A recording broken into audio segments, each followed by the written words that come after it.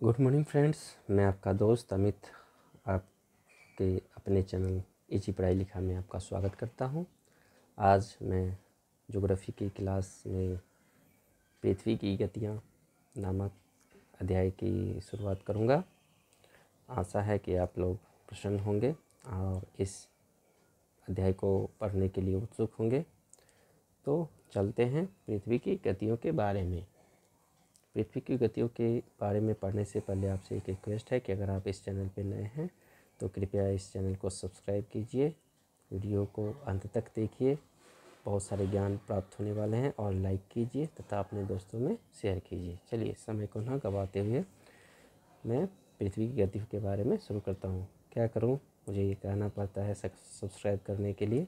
आप सोचते हैं कि सर टाइम नहीं लेते हैं, कोई बात नहीं सर, आप लोग प्लीज़ अगर सब्सक्राइब कर दीजिए। चलिए आगे बढ़ते हैं। पृथ्वी की गतियाँ क्या होती हैं। जो पृथ्वी है सौरमंडल का क्या है, एक ग्रह है।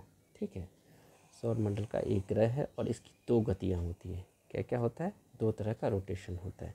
एक रोटेशन ऐसे होता है जिसको क्या बोलते हैं, किस दिशा में पृथ्वी का घूर्णन होता है, पश्चिम से पूर्व की दिशा में, पश्चिम से पूर्व की दिशा में पृथ्वी जाती है। ठीक है, और दूसरा जो घूर्णन होता है वो किसका करता है, सूर्य का। पृथ्वी सूर्य के चारों ओर घूमती रहती है। ठीक है, सूर्य के चारों ओर पृथ्वी घूमती रहती है। पृथ्वी का जो आकार होता है वो आकार क्या होता है, जियोड टाइप का होता है, जियोड। ठीक है, और इसके पृथ्वी सूर्य के चारों ओर जियोड मार्ग पर 365 दिन 6 घंटे में परिक्रमण करती है। कैसे, कितने दिनों में, 365 दिन 6 घंटों में परिक्रमण करती है। तो देखिए, दो तरह की पृथ्वी की गति के बारे में मैंने बताया। एक होता है घूर्णन गति और दूसरा होता है परिक्रमण गति। अब ये घूर्णन गति क्या होता है, घूर्णन गति को हम इंग्लिश में रोटेशन बोल देते हैं, जिसे दैनिक गति भी कहा जाता है। इस गति के कारण, मतलब रोटेशन या दैनिक गति के कारण दिन व रात होता है। पृथ्वी पे जो दिन और रात की घटनाएं होती है वो किसके कारण होता है, तो रोटेशन या घूर्णन दैनिक गति के कारण होता है। अब परिक्रमण गति के कारण क्या होता है, परिक्रमण गति का दूसरा नाम है वार्षिक गति या रिवोल्यूशन। ठीक है, तो इस गति से क्या होती है, ऋतुएं परिवर्तन होती है। ऋतुएं मतलब ठंडी से गर्मी, बरसात, ये जो परिवर्तन होता है ये किसके कारण, परिक्रमण गति के कारण या वार्षिक गति के कारण होता है। ठीक है, तो देखिए हम यहाँ पे समझते हैं, दिन का होना तो हो गया, नक्षत्र दिवस को समझते हैं क्या होता है। ये देखिए, एक मध्याह्न रेखा के ऊपर आपको पता होगा, ये मान लीजिए ये पृथ्वी है, ये पृथ्वी है। हमने पृथ्वी को क्या कर दिया, ठीक बीच से एक लाइन दे दिया है, एक इमेजरी लाइन खींचा जिसको हम क्या बोल देते हैं, बहुत सारी मध्याह्न रेखा है। ठीक है, तो प्रधान मध्याह्न रेखा, ये वाली जो लाइन होती है इसको मध्याह्न रेखा बोल देते हैं।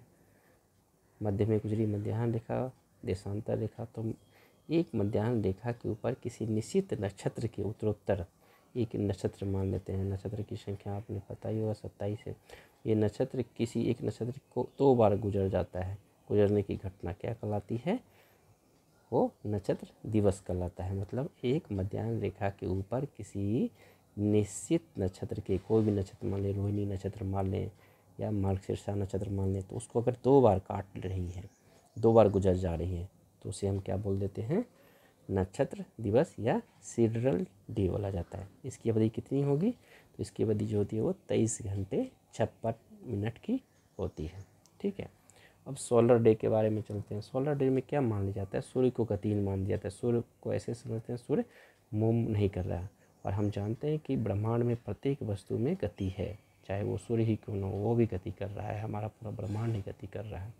तो हम सूर्य को क्या मान लेते हैं, गतिहीन मान लेते हैं, और पृथ्वी द्वारा उसके परिक्रमण की गणना दिवस के रूप में की जाती है। जब पृथ्वी जो परिक्रमण करता है सूर्य की, तो हम उसकी घटना को क्या करते हैं, दिवस के रूप में करते हैं। तब जो प्राप्त होता है उसे सौर दिवस कहा जाता है। ठीक है, जो सौर दिवस होता है वो 24 घंटे का होता है। अब समझते हैं परिक्रमण अथवा वार्षिक गति क्या होती है। देखिए, परिक्रमण अथवा वार्षिक गति क्या होती है। पृथ्वी अपने अक्ष पर घूमने के साथ साथ सूर्य का चारों ओर घूमती भी रहती है। यह सूर्य है बीच में, और पृथ्वी अपने अक्ष पर भी ऐसे करके घूमती होती है, ऐसे लट्टू के जैसे ऐसे घूमती रहती है, और ऐसे घूमते हुए आगे बढ़ती रहती है, ऐसे घूमते हुए आगे बढ़ती रहती है पृथ्वी। ठीक है, तो इस रोटेशन के कारण क्या होता है, ये जो पथ है, ये पथ कैसा पथ है? जियोड पथ है। इस जियोड पथ के में कितना टाइम लगेगा पृथ्वी को घूमने में? 300, मतलब यहाँ से पृथ्वी घूमते घूमते घूमते फिर ये ऐसे घूमते हुए वापस यहाँ पे पहुँचती है, तो कितना टाइम लग जाता है? 365 दिन 6 घंटे का समय लगता है। पृथ्वी के इस अंडाकार मार्ग को क्या कहा जाता है? Earth orbit. इस अंडाकार मार्ग को क्या कहा जाता है?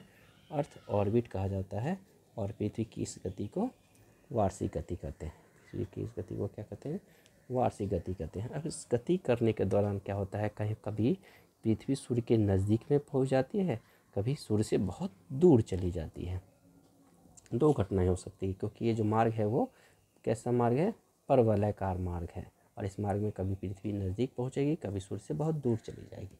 तो देखिए, जब पृथ्वी सूर्य के अत्यधिक पास होती है तो उस अवस्था को हम क्या बोलते हैं? उपसौर बोलते हैं, प्रीहिलियन अवस्था बोलते हैं। पृथ्वी क्या है? सूर्य के पास में है। इस अवस्था को क्या बोलते हैं? प्रीहिलियन अवस्था या उपसौर अवस्था। जो कब मनाते हैं? कब आता है? 3 जनवरी को आता है। उस समय में पृथ्वी से सूर्य की दूरी क्या होगी? न्यूनतम दूरी होगी, मतलब 114.70 करोड़ किलोमीटर सबसे न्यूनतम दूरी होगी प्रीहिलियन के समय में। उसके बाद जब पृथ्वी घूमते हुए इस प्रवलयाकार पथ पर घूमते हुए सबसे दूर चली जाती है, वो घटनाएं क्या कहलाता है? वो घटनाएं अपसौर कहलाता है। क्या कहलाता है वो घटना? अपसौर कहलाएगा। अपसौर कहलाएगा ये घटना, ठीक है। मतलब पृथ्वी सूर्य से सबसे दूरी पर रहेगी। वो दूरी कितनी होगी? 15.21 करोड़ किलोमीटर होगा, ठीक है। ये घटनाएं कब होगी? ये 4 जुलाई को घटनाएं होगी। मतलब 4 जुलाई को पृथ्वी सबसे सूर्य से बहुत दूर होगी, जबकि 3 जनवरी को पृथ्वी सूर्य से नज़दीक होगी, ठीक है। अब देखिए यहाँ से कुछ चीज़ों को समझते हैं। यदि पृथ्वी अपनी धुरी पर झुकी हुई न होती तो क्या होता है? इस तरह के क्वेश्चंस आते हैं। अगर पृथ्वी अपनी धुरी पर झुकी हुई नहीं होती, पृथ्वी पता है आपको कि अपने धुरी पर कितने डिग्री झुकी हुई है? 23.5 डिग्री। ये मान लीजिए ये पृथ्वी है, ये पृथ्वी है। तो पृथ्वी को बीचों बीच ऐसे होना चाहिए, लेकिन ये पृथ्वी क्या है? हल्का सा टिल्ट है। हल्का सा क्या हो गई? हल्की सी ऐसे हो गई 23.5 डिग्री। अगर हम यहाँ से एंगल मेजर करें तो 23.5 डिग्री पृथ्वी झुकी हुई होती है, ठीक है। अगर वो झुकी हुई ना होती तो सर्वत्र दिन और रात बराबर होते, ठीक है। यदि पृथ्वी सूर्य की परिक्रमा ना करती तो क्या होता? यदि पृथ्वी सूर्य की परिक्रमा ना करती, ये अस्थिर हो जाता, तो एक जगह पे केवल दिन ही होता, एक जगह पे केवल रात ही होता। मतलब हम पृथ्वी के ऊपर वाले पोर्शन को नॉर्थ पोल बोलते हैं, नीचे वाले को साउथ पोल बोलते हैं। तो कहाँ पे क्या होगा? एक गोलार्ध में दिन सदा ही बड़े और रातें सदा ही छोटी होती, जबकि दूसरी गोलार्ध में रातें बड़ी हो जाती और दिन छोटा हो जाता है। किसके कारण? यहाँ से सन की लाइट जिस पे पड़ेगी वो नॉर्थ रहेगा, तो वहाँ पे दिन हमेशा रहेगा। पीछे वाले पोर्शन पे लाइट जाएगी नहीं, तो वहाँ पे रात हमेशा रहेगा, लंबी रहेगी, ठीक है। अब देखिए, विषुवत रेखा पर सदैव दिन रात बराबर होता है। ऐसा क्यों होता है विषुवत रेखा पर? तो मैथ में हम लोग क्या पढ़े हैं कि एक वृत्त है, वृत्त से अगर ये एक पॉइंट है, अगर इस वृत्त से अगर एक रेखा खींची जाती है जिसको हम टेंजेंट बोलते हैं, आसपास रेखा बोलते हैं, वो क्या होता है? हमेशा 90 डिग्री का एंगल ही बनाता है। तो यही काम किसके साथ होता है? विषुवत रेखा के साथ। विषुवत रेखा के साथ हमेशा सूर्य क्या करता है? एक टेंजेंट बनाता है और 90 डिग्री हो जाता है। इसी कारण से वहाँ पे तो वो क्या करती है? प्रकाश वृत्त को दो बराबर भागों में बांट देती है। इस कारण से हमेशा दिन और रात बराबर होते हैं। अब देखिए और घटना देखिए क्या होता है। 21 मार्च से 23 सितंबर उत्तरी गोलार्ध सूर्य का प्रकाश 12 घंटे अधिक, दिन बड़े और रातें छोटी होती है। यहाँ से देखिए, ये हमारा 21 मार्च का समय है, ये हमारा 21 मार्च का समय है, और ये 6 महीने बाद 23 सितंबर हो जाता है। 21 मार्च से 23 सितंबर के बीच में क्या घटनाएँ घटती है? 21 मार्च से 23 सितंबर में 21 मार्च को क्या होती है? 12 घंटा अधिक सूर्य उत्तरी गोलार्ध में है। यहाँ पे सूर्य जो है वो उत्तरी गोलार्ध में नॉर्थ पोल है, 12 घंटा अधिक लाइट मिलती है। तो यहाँ पे दिन बड़े और रातें छोटी होती हैं। जबकि उत्तरी ध्रुव की ओर बढ़ने पर दिन की अवधि बढ़ती जाएगी। उत्तरी ध्रुव की बढ़ेगा तो दिन की अवधि धीरे धीरे दिन बढ़ता चला जाएगा। उत्तरी ध्रुव पर 6 महीने दिन और 6 महीने की रातें हो जाएंगी। यहाँ पे उत्तरी ध्रुव पर क्या होगा? 6 महीने की दिन होगी। 23 सितंबर से 21 मार्च तक दक्षिणी गोलार्ध में अब ये उल्टा 23 सितंबर से अगर हम फिर वापस उल्टी तरफ आए 21 मार्च के बीच में, तो क्या होगा, 12 घंटे का सूर्य जो है वो दक्षिणी गोलार्ध में मिलेगा और दक्षिणी गोलार्ध पर प्रकाश होगी। इस कारण से दिन बड़े और रातें छोटी होगी। समझिए, ये साइकिल को समझने का कोशिश करते हैं। देखिए क्या होता है, 21 मार्च से 23 सितंबर के बीच में, ये है 21 मार्च और ये है 23 सितंबर।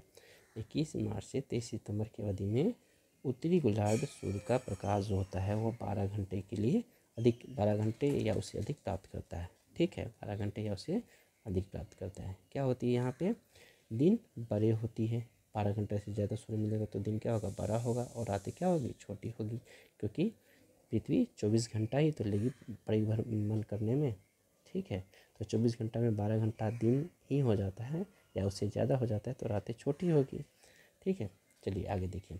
उत्तरी ध्रुव पर दिन की अवधि 6 महीने की होती जाती है। यहाँ पे उत्तरी ध्रुव है, यहाँ पे दिन की अवधि 6 महीने की होती जाएगी और दक्षिणी ध्रुव पे ये क्या हो जाएगा, रात की अवधि 6 महीने की होगी।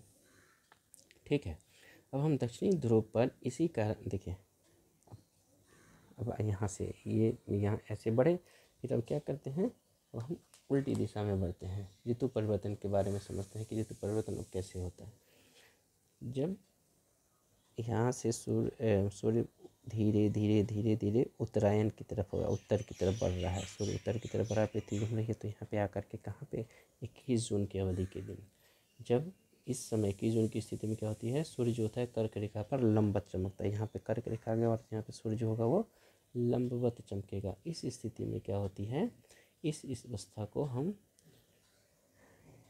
अवस्था को ग्रीष्म एनांत बोलते हैं या समर सोलिस्टिस बोलते हैं। किस अवस्था को, जब 21 जून को सूर्य की जो किरण विषुवत रेखा पर लंबवत पड़ेगी तो इस अवस्था को क्या कहेंगे, ग्रीष्म एनांत बोलेंगे। ठीक है, इससे क्या फ़ायदा होगा, इससे क्या होगा, 21 मार्च के बाद सूर्य जो है धीरे धीरे, 21 मार्च का सूर्य धीरे धीरे क्या होना शुरू हो जाता है, सूर्य धीरे धीरे उत्तरायण होने लगता है और उत्तरी गोलार्ध में दिन अवधि बढ़ने लगती है। दिन की अवधि धीरे धीरे उत्तरी गोलार्ध में बढ़ने लगती है। इससे यहाँ ग्रीष्म ऋतु का आगमन हो जाता है। यहाँ पे उत्तरी गोलार्ध की बात करें, उत्तरी गोलार्ध में 21 जून के बाद जो है किसकी कौन सी ऋतु आने लगी, ग्रीष्म ऋतु का आगमन होना शुरू हो जाता है। ठीक है, और 21 जून को ही क्या होता है, उत्तरी गोलार्ध में सबसे 21 जून को उत्तरी गोलार्ध में सबसे बड़ा दिन हो जाता है। ठीक है, उत्तरी गोलार्ध की बात हम करें। और दक्षिणी गोलार्ध में क्या होगी उस समय में, अगर यहाँ पे गर्मी होगी तो दक्षिणी गोलार्ध में सूर्य तो जाएगा नहीं और यहाँ पे ठंडी होगी और यहाँ पे शीत ऋतु प्रारंभ हो जाएगी। ठीक है, 21 जून के पश्चात 23 सितंबर तक सूर्य पुनः विषुवत रेखा की ओर, 23 सितंबर तक सूर्य क्या कहता है, पुनः विषुवत रेखा की ओर उन्मुख होता है और परिणाम स्वरूप क्या होती है, उत्तरी गोलार्ध में गर्मी कम होने लगता है और ये धीरे धीरे धीरे धीरे ये अर्थ मूव कर रहा है और कब वहाँ कहाँ पहुँचता है, 22 सितंबर के पास। 22 सितंबर की स्थिति को देखते हैं। 22 सितंबर में क्या होता है, इस समय सूर्य जो है मकर रेखा पर, अब सूर्य क्या हुआ, यहाँ पे कर्क रेखा पर चमक रहा था 21 जून को, यहाँ पे मकर रेखा पर चमकेगा। मकर रेखा पर चमकेगा, लंबा चमकेगा, तो इस स्थिति को हम क्या बोलते हैं, विंटर सोलिस्टिस या शीत एकांत बोलते हैं। ठीक है, इस समय क्या हो जाएगी, दिन की अवधि जो होगी वो लंबी होगी, किस पे, दक्षिणी गोलार्ध पे, और रात की अवधि जो होगी वो छोटी हो जाएगी। ठीक है, अब यहाँ पे दिन की अवधि लंबी होगी तो दक्षिणी गोलार्ध में क्या होगा, ग्रीष्म ऋतु प्रारंभ हो जाएगा और नॉर्थ पोल पे शीत ऋतु प्रारंभ हो जाएगा। ठीक है, तो ये फिर से ये पहुँच करके कहाँ पे पहुँचती है, फिर से 21 मार्च पे पहुँचती है। पृथ्वी घूम भ्रमण करते हुए 21 मार्च पे पहुँचती है। 21 मार्च को देखिए और 23 सितंबर को देखिए क्या कहानी होती है। 21 मार्च और 23 सितंबर को जो सूर्य की स्थिति होती है, सूर्य क्या करता है, विषुवत रेखा पर, ये सूर्य विषुवत रेखा है या विषुवत रेखा पर दोनों ओर लंबवत चमकता है, 90 डिग्री का एंगल बनाता है।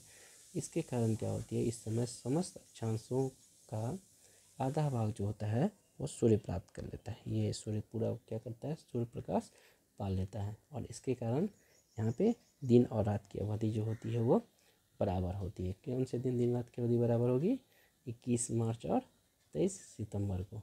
ठीक है, 21 मार्च की स्थिति को क्या कहते हैं, स्प्रिंग सोलिस्टिस, इसको क्या बोलेंगे, 21 मार्च को स्प्रिंग सोलिस्टिस या स्प्रिंग इक्विनॉक्स बोलते हैं, बसंत विषुव बोलेंगे। जबकि 23 सितंबर को क्या बोलते हैं, शरद विषुव बोलते हैं। ठीक है, दोस्तों आशा करते हैं आप लोगों को ये जो पृथ्वी की गतियाँ हैं वो समझ में आई होगी। तो हम पृथ्वी की गतियों के बाद आगे समझेंगे कि टाइड्स कैसे आती है, सुनामी क्या होता है। ये सब सारी चीज़ें हम अपने ज्योग्राफी की कक्षा में आगे समझेंगे। आप इस चैनल पे बने रहिए और अपने दोस्त अमित को विदा दीजिए। तब तक के लिए धन्यवाद। आपका दिन शुभ हो।